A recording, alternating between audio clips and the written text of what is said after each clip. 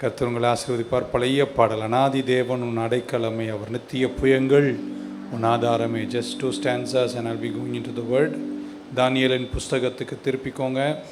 We will do chapter 5 today. போன வாரம் நேபுகாத் நேசாரை பற்றி படித்தோம். இந்த வாரம் பெல்ஷஸ்ஸாரை படிக்க போகிறோம். A few thoughts and we'll be done. Thank you Lord Jesus. அநாதி தேவன் உன் அடைக்கலமே, அவர் நித்திய புயங்களுன் ஆதாரமே. அநாதி தேவன் உன் அடைக்கலமே, அவர் நித்திய புயங்களுன் ஆதாரமே.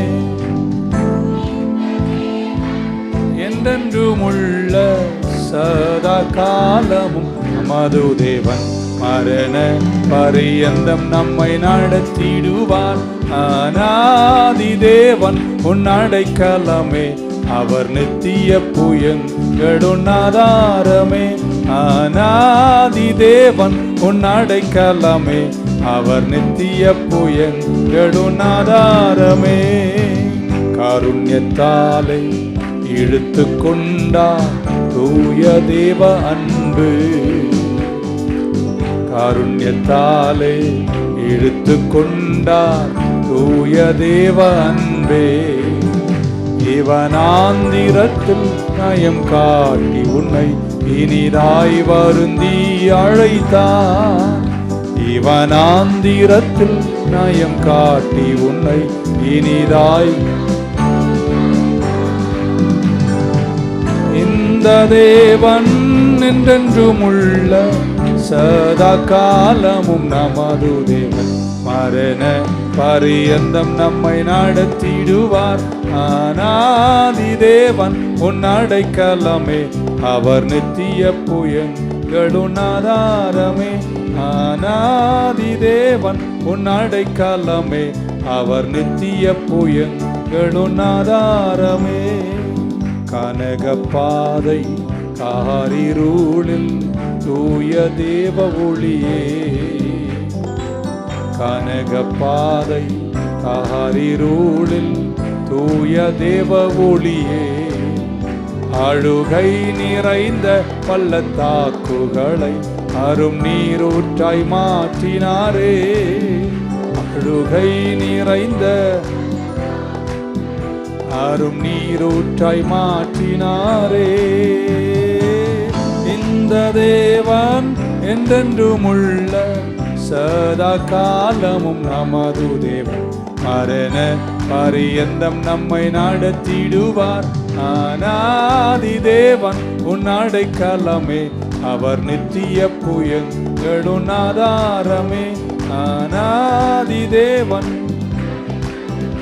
அவர் நித்திய புயங்களுன் ஆதாரமே. ஆமென். 4 ராஜாக்கள் 70 ஆண்டுகள் பாபிலோனில் ஆட்சி செய்தார்கள். போன வாரம் நேபுகாத் நேசாரை படித்தோம். அவர் எப்பொழுதெல்லாம் தேவனுக்கு முன்பாக தாழ்த்தினாரோ அப்பொழுதெல்லாம் கடவுள் தூக்கினார். எப்பொழுதெல்லாம் தன்னை உயர்த்தினாரோ கடவுள் அப்பொழுதெல்லாம் அவரை தாழ்த்தினார். பெருமை தேவ ஜனங்களுக்கும் கூடாது, ஆட்சி பீடத்தில் இருக்கிறவர்களுக்கும் கூடாது. கர்த்தர் அதை வெறுக்கிறார் என்பதை நம்ம பார்த்தோம். இப்போ பெல்ஷஸ்ஸார் ஆட்சி செய்கிறார். ஆக்சுவலாக அவர் ராஜா அல்ல, நெபோனிடியாஸ் அவர் தான் ராஜாவாக இருக்கிறாரு. அவர் எப்பொழுதுமே பிரயாணத்தில் இருந்து கொண்டு பாகால் போன்ற தேவர்களுக்கு பலிபீடங்களை கட்டும் வேளையில் ராஜா தன்னை உட்படுத்தின போது தன் மகனாயிருந்த பெல்ஷஸ்ஸாரை ராஜாவாக நியமித்து அவர் ஆட்சி செய்கிறார். அவருடைய பிடிவாத குணம் தனக்கு மிகப்பெரிய வீழ்ச்சியை கொண்டு வந்தது. நான் இன்னைக்கு பேசும்போது கிறிஸ்தவர்களாயிருக்கிற நமக்கும் பேசுகிறோம். அதே நேரத்தில் தேசத்தை ஆளுகிறவர்களும் இதையெல்லாம் படித்தால் நலமாக இருக்கும் அப்படின்னு நினைக்கிறேன். பட் அவங்க கேட்க போகிறதில்ல, உங்களுக்கு பேசுகிறேன். 17 ஆண்டுகள் 556 பிசியிலிருந்து 539 பிசி வரைக்கும் பெல்ஷஸ்ஸார் ஆட்சி செய்தார். தகப்பனார் ராஜா, இவர் கிரவுன் பிரின்ஸ். 17 ஆண்டுகள் ஆட்சி செய்திருக்கிறார். தானியேல் 5 கடைசி வசனம் வரைக்கும் நான் படிக்க போகிறேன். ஏன்னா அப்படியாவது நீங்கள் பைபிளை படிப்பீர்கள் என்று. Amen. So make a few comments as I read. படிக்கும்போதே சில கமெண்ட் சொல்லிட்டு போகிறேன். முதலாவது வசனம், பெல்ஷசார் த கிங். நான் இங்கிலீஷ்லேயே படிக்கிறேன் just for lack of time. நீங்கள் தமிழ் ஸ்க்ரீனில் இருக்கல உங்கள் மொழியில் பார்க்கலாம். Belshazzar the king made a great feast to 1,000 of his lords and drank wine in the presence of the Lord. இந்த ரெண்டாம் வசனம். ஸோ ஒரு பெரிய பட்டணம், கிட்டத்தட்ட 2 லட்சம் பேர் வாழுகின்ற ஒரு பட்டணத்தில் மிகப்பெரிய கொண்டாட்டத்தை பெல்ஷசார் ஏற்படுத்துகிறார். While he tasted the wine, Belshazzar gave the command to bring the gold and silver vessels which his father Nebuchadnezzar had taken from the temple which had been in Jerusalem, that the king and his lords, his wives and his concubines might drink from them. நெபுகாத்நேசார் யூதாவை பிடித்தெடுக்கும் போது தேவாலயத்தினுடைய பரிசுத்த பாத்திரங்களை எல்லாம் கொண்டு வந்து பாபிலோனில் வைத்தார் என்றும் அதை தவறாக பயன்படுத்தினார் என்பது நமக்கு தெரியும். அதே விஷயத்தை பெல்ஷசாரும் செய்கிறார். அவருடைய சுயநலங்களுக்காக விலையேறப்பெற்ற பொக்கிஷமான பாத்திரங்களை அவர் பயன்படுத்துகிறார். 5ஆம் வசனத்துக்கு வருகிறேன். 5th verse. In the same hour, the finger of a man's hand appeared and wrote opposite the lampstand on the plaster of the wall of the king's palace. இது நடக்கும்போது ஒரு விரல் வந்து ஏதோ ஒன்று எழுதுகிறது. அடுத்த வசனம் தான் முக்கியம். And the king saw அப்படின்றார். ஆமென். ராஜா அதை பார்த்தார். Then the king saw. 5ஆம் வசனம் நினைக்கிறேன். And the king saw the part of the hand that wrote. The king saw. ராஜா அதை பார்த்தார். எல்லாம் சொல்லுங்க, பார்த்தார். Then the king's countenance changed and his thoughts troubled him. ராஜா அவனுடைய முகம் மாறிட்டு அவனுடைய சிந்தனைகள் அவரை வாட்டியது. பார்த்தார் என்று பைபிள் சொல்லுகிறது. 7ஆம் வசனம். The king cried aloud to bring in இந்த கை வந்து எழுதுவதை கண்டபோது ராஜா சத்தமிட்டு கூப்பிடுகிறார். தேசத்தினுடைய அறிவாளிகள், அஸ்ட்ராலஜர்ஸ், கல்டியன்ஸ், சூத்சேயர்ஸ் எல்லாரையும் வர சொல்லுகிறார். எதற்கென்றால் இதுக்கு அர்த்தம் என்ன என்று அவருக்கு தெரிஞ்சுக்கணும். Whoever reads this writing, இந்த எழுத்தை யார் படிக்கிறார்களோ, இதுக்கு அர்த்தத்தை யார் சொல்லுகிறார்களோ, அவர்கள் they shall be clothed with purple and have a chain of gold around his neck. அவளுக்கு விலையேறப்பெற்ற ஒரு வஸ்திரமும் கழுத்தில் ஒரு பொன் மாலையும் போட்டு அவர்தான் 3வது இடத்திற்கு ராஜ்யத்தில் ஆளுகை செய்வார் என்று பெல்ஷசார் ராஜா அறிக்கை செய்கிறார்.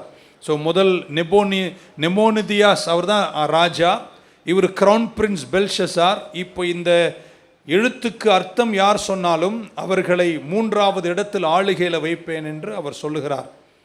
8ஆம் வசனம். All the king's wise men came but they could not read. எல்லா ஞானிகளும் வந்தார்கள், அந்த எழுத்தை ஒருவராலும் படிக்க முடியவில்லை. Then King Belshazzar was greatly troubled. இன்னும் அவர் வருத்தப்படுகிறார். His countenance was changed and the lords were astonished. The queen, இப்போ ராஜா நெபோனிதியாசனுடைய மனைவி குயின் ராஜாத்தி வந்து, because of the words of the king and his lords came to the banquet hall, the queen spoke. ராணி வந்து பேசுகிறாள். O king, live forever. Do not change your thoughts. Do not let your thoughts trouble you, nor let your countenance change. அப்படின்னு சொல்றார். 11ஆம் வசனம். ராணி வந்து சொல்லுகிறார், there is a man in your kingdom. ராஜாவே பெல்ஷசார், உங்க ராஜ்யத்தில் ஒரு மனுஷன் இருக்கிறாள்.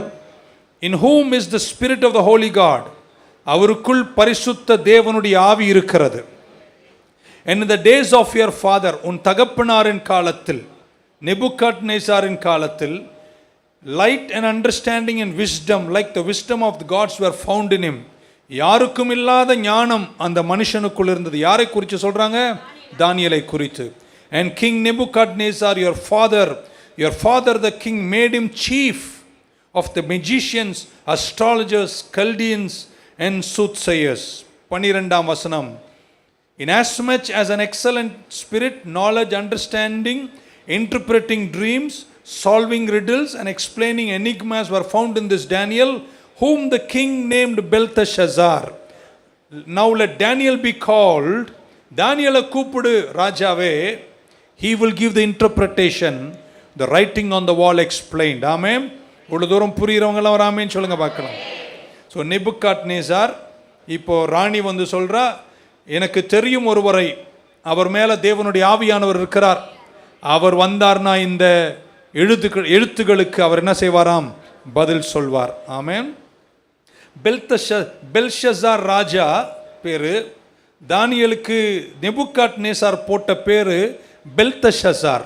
இந்த பெல்தஷஸார் என்ற வார்த்தைக்கு அர்த்தத்தை போய் பார்த்தேன், ஆச்சரியமாக இருந்துச்சு. ராணியை பாதுகாக்கிறவர் அப்படின்னா என்ன அர்த்தம்னா, ஒரு முரட்டுத்தனமான ராஜா ஆளுகை செய்கிறார் பெல்ஷஸார்.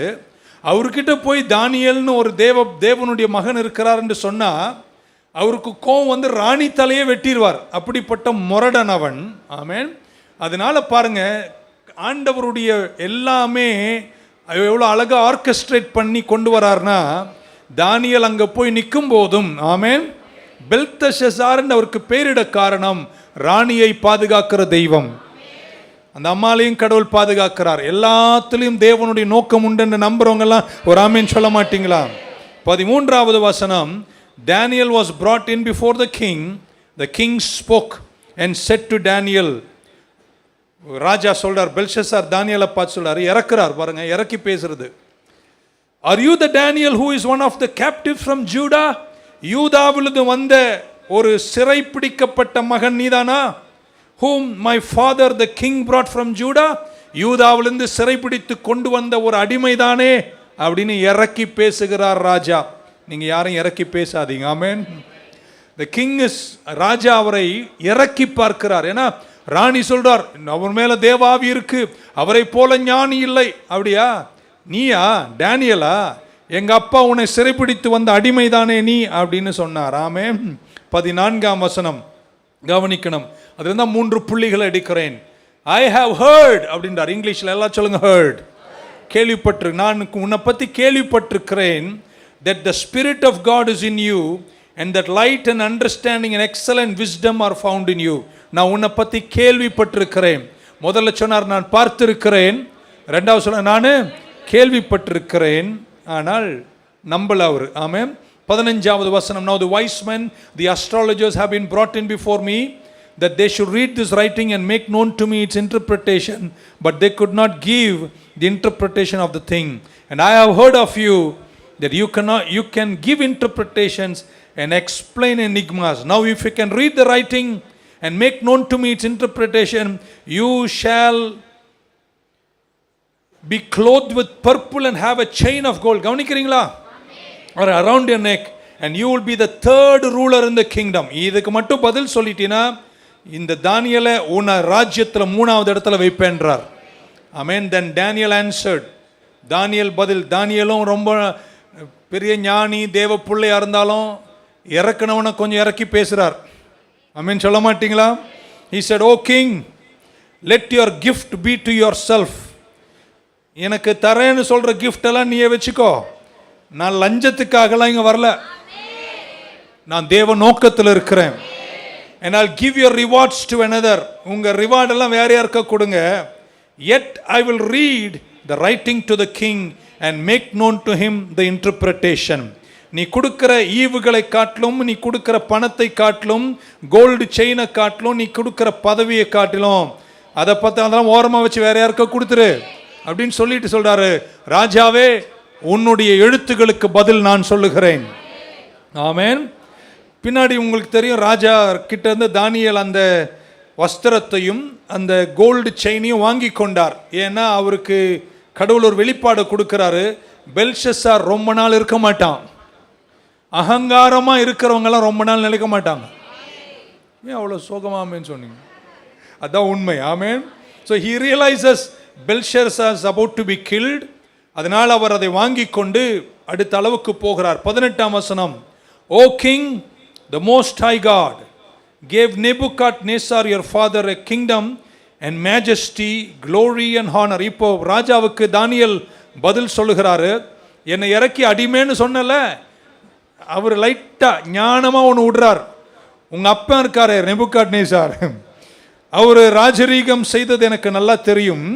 அவருடைய ராஜரீகத்தில் இருக்கும்போது, and because of the majesty that he gave him, all the people, nations and languages trembled and feared before him.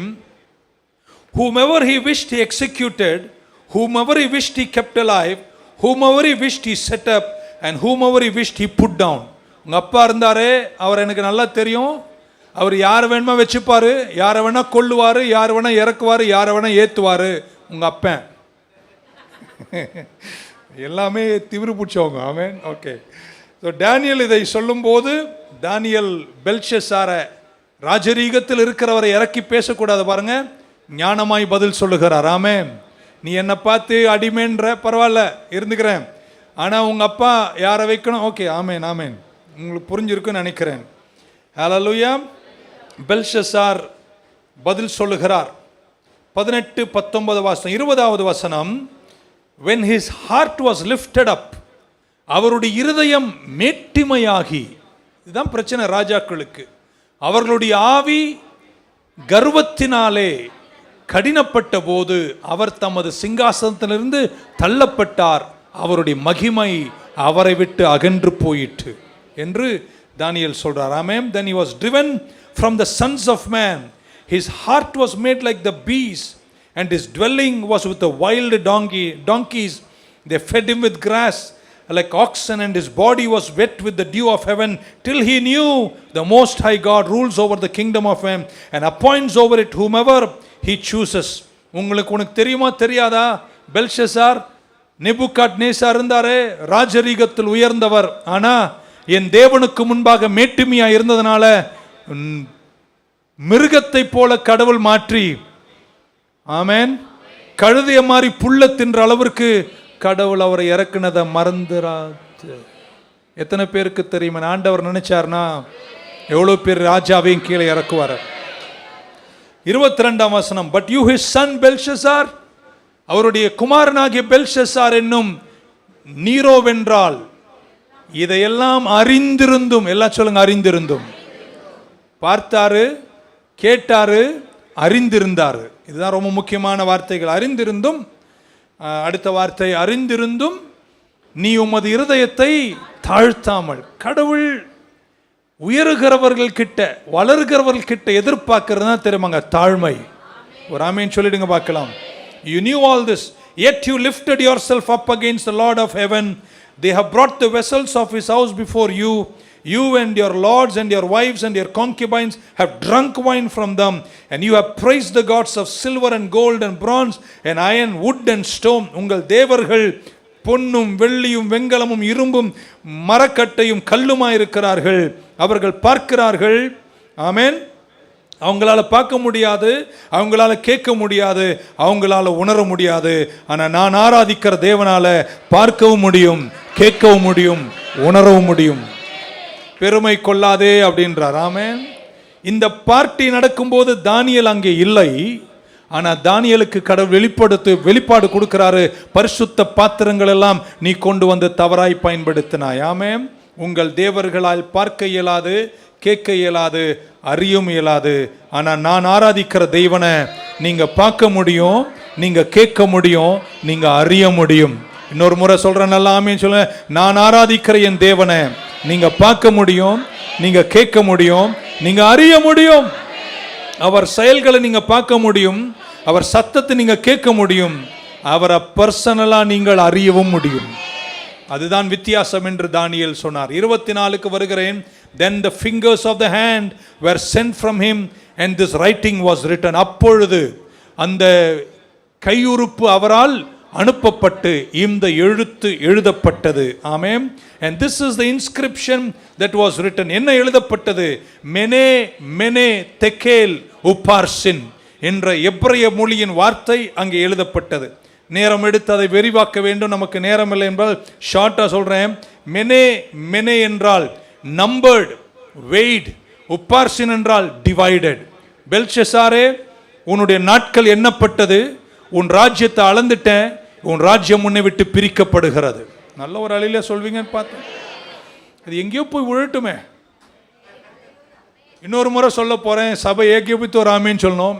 மெனே மெனே தெக்கேல் பெரசின், உன் நாட்கள் எண்ணப்பட்டது, உன் ஆட்சி அளந்து பார்த்துட்டேன், ராஜ்யம் உன்னை விட்டு பிரிக்கப்படுகிறது. பலத்த ஒரு அல்லேலூயா.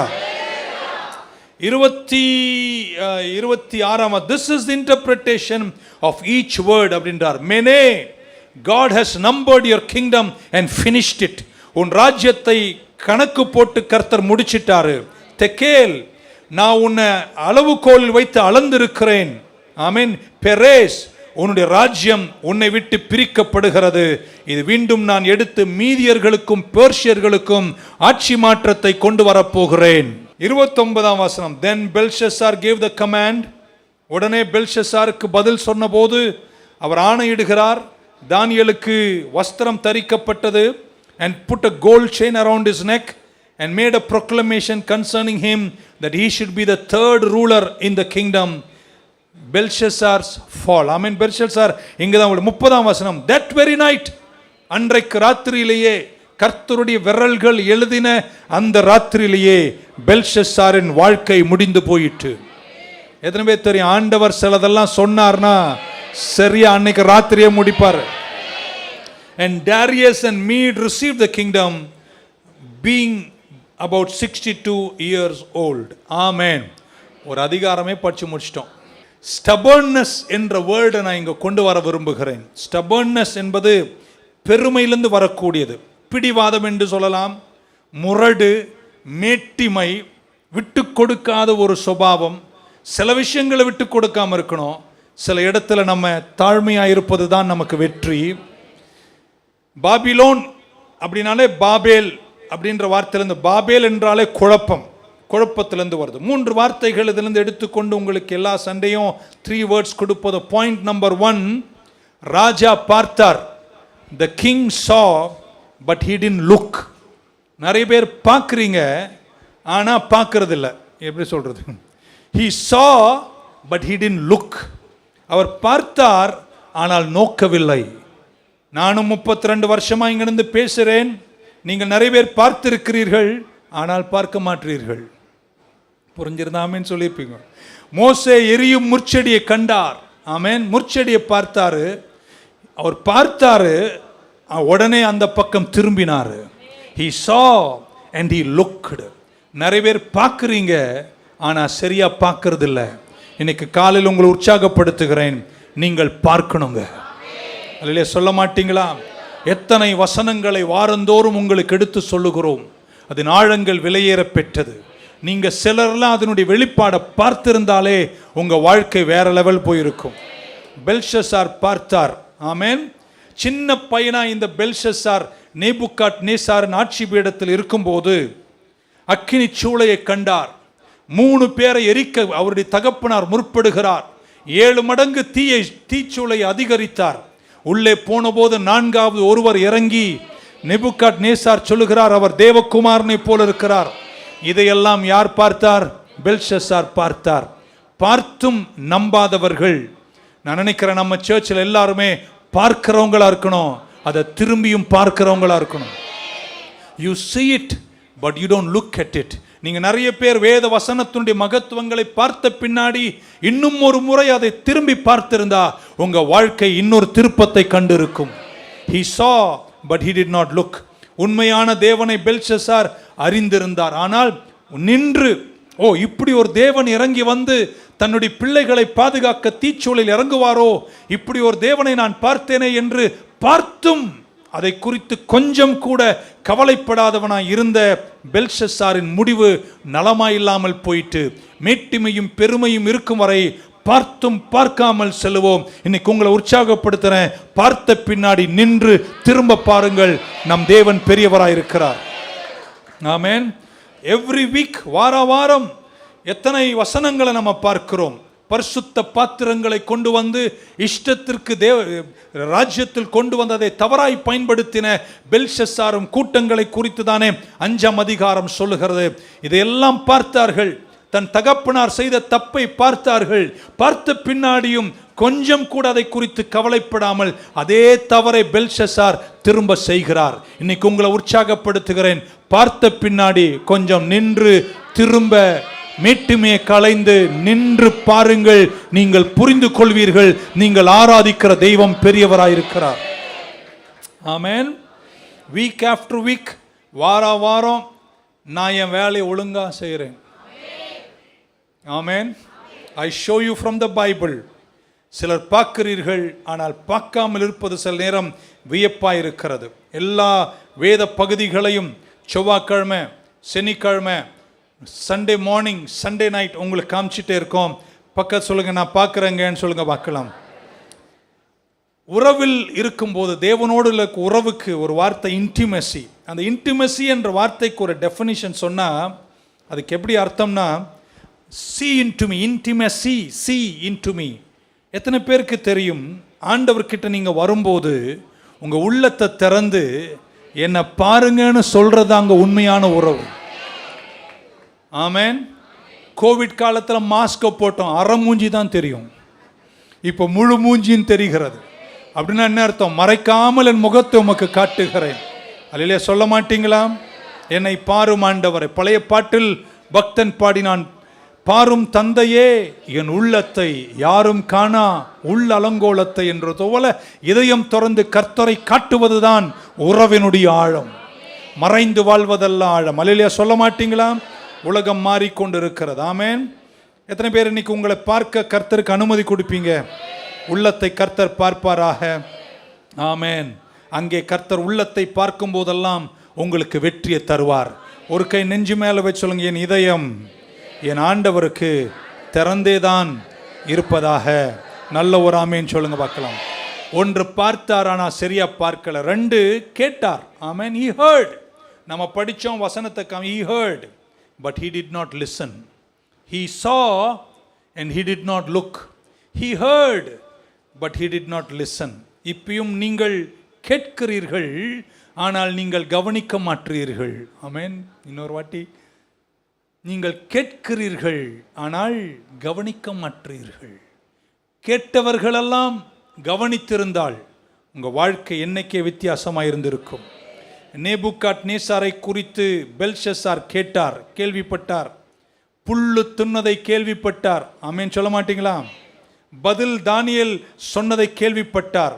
ஷாத்ராக், மேஷாக், அபேத்நேகோ தீச்சூளைக்கு போய் ஜெயித்து வந்ததை கேள்விப்பட்டார். இது எதுவும் தன்னுடைய இதயத்தை மாற்றவில்லை.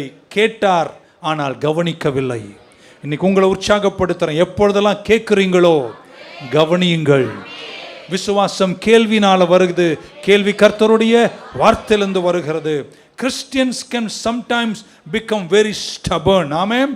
கிறிஸ்தவர்கள் மேட்டுமை உள்ளவர்களாய் மாறி போவதை பார்க்கிறோம். ஆமென். ஹல்லேலூயா.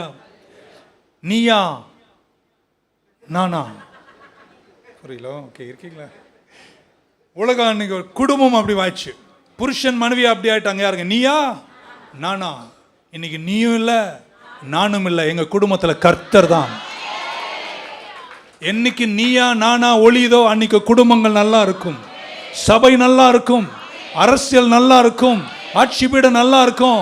பக்கத்தில் நீயும் இல்லை நானும் இல்லை, கர்த்தர் எங்கள் நடுவில் ஆளுகை செய்கிறார். நீயா நானாலே போயிடாதீங்க. He heard but he did not listen. He saw but he did not look. மூன்றாவது வார்த்தையோடு என் செய்தியை முடிக்க விரும்புகிறேன். ஆமென். ஹல்லேலூயா. He knew அப்படின்றார். அவர் அறிந்தார், ஆனால் கற்றுக்கொள்ளவே இல்லை. ஆமென். நீங்கள் அறிந்ததை கற்றுக்கொள்ள வேண்டும். See, hear, knew, but look, listen, learn. English தெரியுதோ தெரியல, என் கூட ஒரு வார்த்தை சொல்லுங்க. look, listen, learn. பாருங்க, கேளுங்க, கவனிங்க, கற்றுக்கொள்ளுங்கள். அதுதாங்க வாழ்க்கை. தாழ்மையுள்ளவர்கள் யார் தெரியுமாங்க? கற்றுக்கொண்டே இருப்பார்கள். தாழ்மை இல்லாதவர்கள் கேட்டும் கேட்காதவர்களாய், பார்த்தும் பார்க்காதவர்களாய், கவனித்தும் கற்றுக்கொள்ளாதவர்களாய் வாழ்க்கை ஒரு தூரம் கொண்டு போய் ஒன்றுமில்லாமல் போய்விடுகிற உங்களை இன்னைக்கு காலையில் உற்சாகப்படுத்துகிறேன். பாருங்கள், கேளுங்கள், கவனியுங்கள். ஆமென். சொல்ல மாட்டீங்களா? கற்றுக்கொள்ளுங்கள். அப்படி செய்யும்போது இன்னும் கடவுள் உங்களை வெற்றியாய் நடத்துவார். ஆமென். ஒரு சின்ன பையன் சர்ச்சுக்கு போகிறானாம், தலையில் ஒரு ஸ்டைலாக தொப்பி மாட்டினானாம். அவங்க அம்மா சொன்னாங்களாம், ஆமென், டேய் சர்ச்சிலலாம் தொப்பி போடக்கூடாதுரா, பாஸ்டர் திட்டுவார்றான். இப்போ நம்ம அதை பற்றி சொல்லலை, நடந்தது சொல்கிறேன். அந்த அம்மா சொன்னா, போடாதரா, சர்ச்சில் தொப்பி போட்டு போகக்கூடாது, தப்புனாங்களாம். நான் போட்டு தான் போவேன், நீ என்ன சொல்கிறது அப்படின்னு. ஆமென். அப்போ நான் சர்ச்சுக்கு போகலன்னு சொன்னாங்களாம் அம்மா. போவாதிரி, நானும் வரல அப்படின்னு. அந்த அளவிற்கு இன்னைக்கு சமுதாயமும் பிள்ளைகள் கூட ஸ்டபர்னஸ், பிடிவாதத்தில் நான் சொல்றதா ரைட்டுன்னு நினைக்கக்கூடிய அளவிற்கு மனித வாழ்க்கைகள், குடும்பங்கள், ஆலயங்கள், பிள்ளைகள், பெற்றோர்கள் உரசி போகிற இந்த காலத்தில் உங்களை உற்சாகப்படுத்துகிறேன். உரசறது பெருசல்ல, உயர்றதான் பெருசு. உயர்ந்து நிற்பது தான் பெருசு. நீங்க ஆட்சி பீடங்கள் நிலைப்பது தான் பெருசு. எத்தனை பேர் இந்த தூரம் போகணும்னு நினைச்ச அந்த தூரம் வரைக்கும் வெற்றிகரமாய் செல்லுகிற ஞானத்தை கடவுள் எனக்கு தரணும்னு சொல்றவங்கெல்லாம் ஒரு ஆமீன் சொல்ல மாட்டீங்களா? ஆமென். எத்தனையோ பேர் ஆண்டவர் இயேசுவை அறிந்தும் அறியாதவர்களாய், அவர் பக்கம் திரும்பாதவர்களாய், 33 வருஷம் இந்த ரோட்ல நின்று பிரசங்கம் பண்ணிட்டு இருக்கேன். கேட்டு போய் யார் பெத்த புள்ளையோ இப்படி கத்துறான்னு போனானே தவிர இது வரைக்கும் கேட்கவும் இல்லை, கவனிக்கவும் இல்லை, வரவும் இல்லை. சீக்கிரம் நாட்கள் முடிந்து போய்விடும். ஸ்டபர்னஸ், பிடிவாதம், முரடம் என்ற வார்த்தைக்கு அர்த்தத்தை நான் சொல்றேன். Strong will, not towards God but towards yourself. தேவன் பக்கமாய் ஆழ்ந்த சித்தம் அல்ல, உன் பக்கமாகவே திருப்பிக் கொள்ளுகிற உன் சித்தம் தான் உன் பிடிவாதம். எப்படி வளர்க்கறதுன்னு தெரியல. Strong will toward yourself instead of God. நீங்களும் நானும் பெல்ஷஸ்ஸாரும் நேபுகாத்நேசாரும் உங்களுடைய ஆழ்ந்த பிடிவாதமான சித்தம் யார் பக்கம் இருக்கணுங்க? கர்த்தர் பக்கம் இருக்கணும். அதை யார் பக்கம் திருப்பிட்டு இருக்கோம்? நம்ம பக்கம் திருப்பிட்டு இருக்கோம். அதனால தான் சமுதாயமும் சபையும் போராட்டங்களையும் சண்டைகளையும் குடும்பங்களில் சச்சரவுகளையும் போராட்டத்தையும் காணுகிறோம். இன்னைக்கு நீங்க விட்டு கொடுக்க கற்றுக்கொண்டு தேவன் பக்கம் உங்க ஆழ்ந்த வைராக்கியத்தை திருப்பினால் மற்றதெல்லாம் சரியாய்விடும். ஒரு அல்லேலூயா சொல்ல மாட்டீங்களா? ஆமென். We are strong willed, which is good, but turn it toward the Lord, toward the Lord. Strong willed is not bad. நல்ல வைராக்கியமான சித்தத்தில் இப்படிதான் நான் இருப்பேன் என்று சொல்வது தப்பல்ல. ஆனா டிரெக்ஷன் தப்பா இருக்கக்கூடாது. புரிஞ்சவங்க ஒரு ஆமீன் சொல்ல மாட்டீங்களா? நான் இப்படிதாங்க செய்வேன் என்பது சொல்றது தப்பே கிடையாது. நான் இப்படி தான் இருப்பேன் என்று சொல்வது தப்பே கிடையாது. அது மேட்டுமை அல்ல. ஆனால் எந்த பக்கம் போகிறோம் என்பது தான் கவனமாக இருக்க வேண்டும். அந்த வைராக்கியத்தையும் அந்த சுய சித்தத்தையும் எந்த டிரெக்ஷனில் வச்சிருக்கீங்க என்பது தான் உங்கள் வாழ்க்கையின் வெற்றியை நிர்ணயிக்கும். ஒரு அல்லேலூயா சொல்ல மாட்டீங்களா? எத்தனை பேர் தேவனை நேசிப்பேன் சொல்கிறவங்களாம் ஒரு ஆமீன் சொல்லுங்க பார்க்கலாம். ஹல்லேலூயா. ஆகையால் உங்களை உற்சாகப்படுத்துகிறேன். எல்லாரோடும் நலமாயிருங்கள். 7 ஆமீன் தான் வந்துச்சு. உங்கள் புருஷனோடு நல்லா இருங்கள். இனி ஆமீனே வராது. உங்க மனைவி கிட்ட நல்லா இருங்கள். பிள்ளைகளோடு அன்பாயிருங்கள். எல்லாரோடும் அன்பாயிருங்கள். உங்க பாஸ்டர் கிட்டயும் அன்பாயிருங்கள். Strong will is good, but keep it in the right direction. ஒன்னே ஒன்று சொல்றாங்க, நமக்கு ஒரே ஒரு ஏக்கம் தான் இருக்கணும், நான் கரை சேரணும். அந்த தூரத்தில் நான் போய் நிற்கணும். என் சந்ததி உயரணும். நான் செய்வதெல்லாம் வாய்க்கணும். நான் தேவ நாமத்தை உயர்த்தணும். தேவன் சித்தம் நிறைவேற்றி முடிக்கணும். என் ஓட்டத்தை ஜெயமா முடிக்கணும். இந்த வழியில் வரக்கூடிய பல விஷயங்களில் நேபுகாத்நேசாரை போலும் பெல்ஷஸ்ஸாரை போலும் தேவையில்லாத தப்பான வழிக்கு தேவையான மேட்டிமைகளை வளர்த்து கொண்டு வாழாதிருங்கள். அது உங்களுக்கு உரசலையும் வீழ்ச்சியும் கொண்டு வரும்.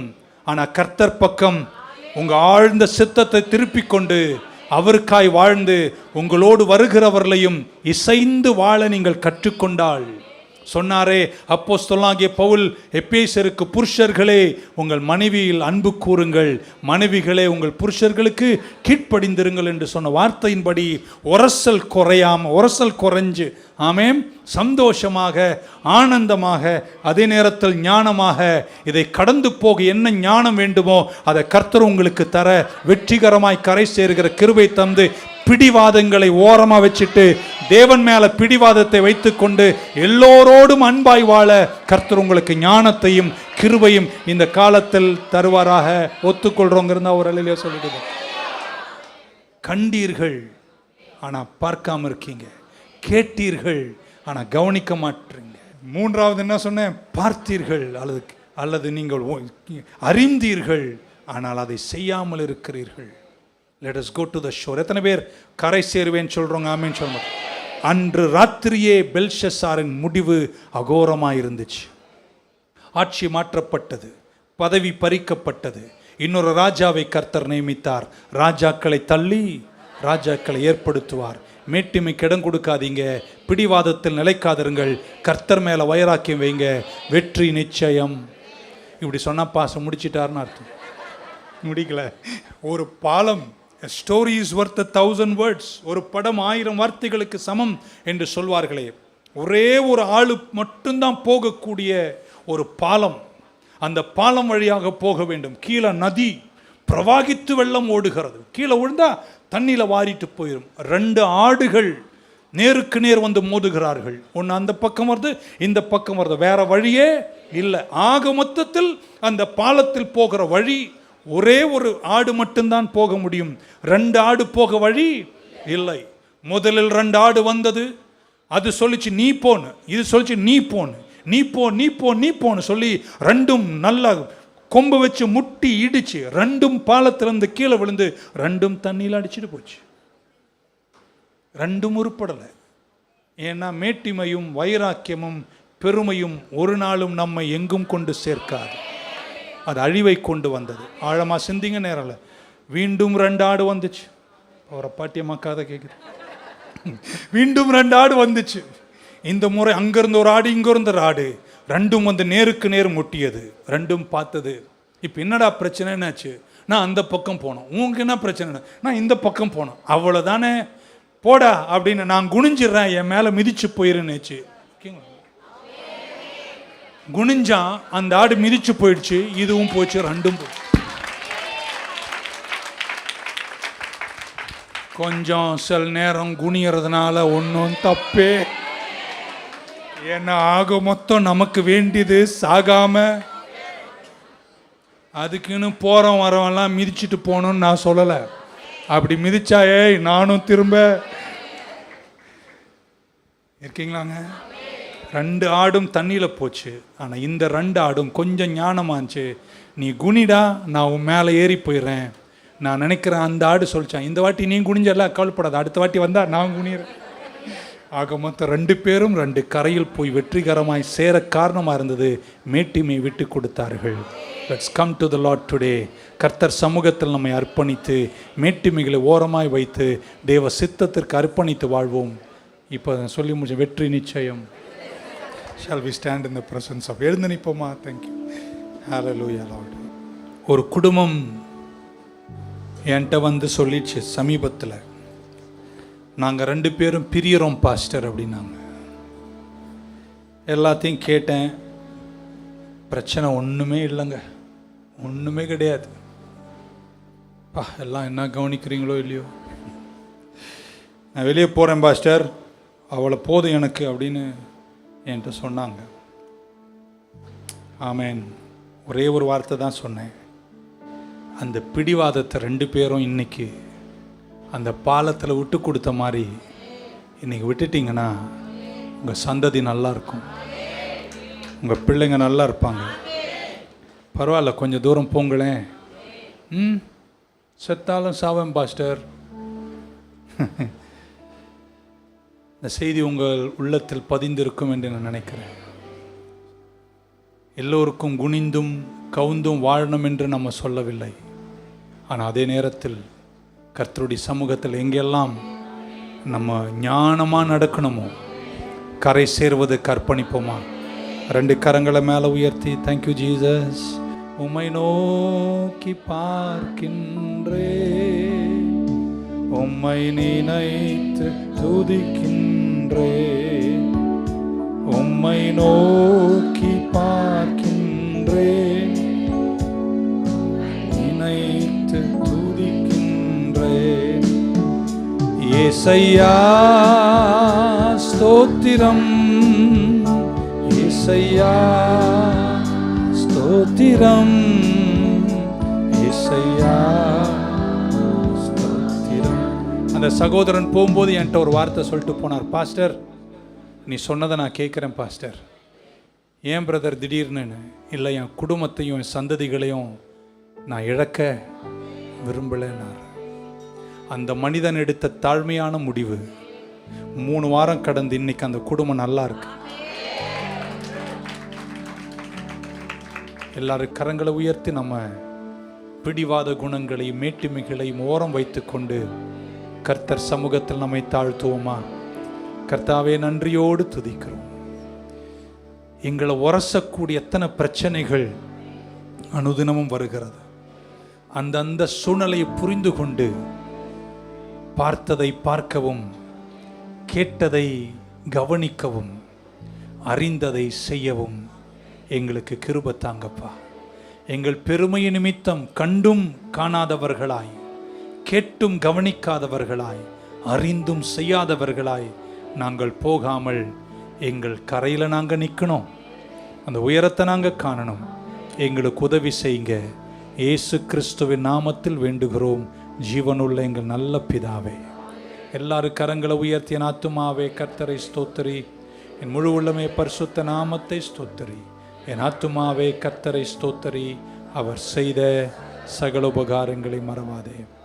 ஆமீன். கர்த்தராகிய இயேசு கிறிஸ்துவின் கிருபை, பிதாவாகிய தேவனுடைய அன்பு, பரிசுத்தாவியானுடைய ஐக்கியம் நம் அனைவரோடும், எல்லா பரிசுத்தவான்களுடன் திருச்சபையோடும் கூடி வந்த அனைவரோடும் இன்றும் என்றும் இருப்பதாக.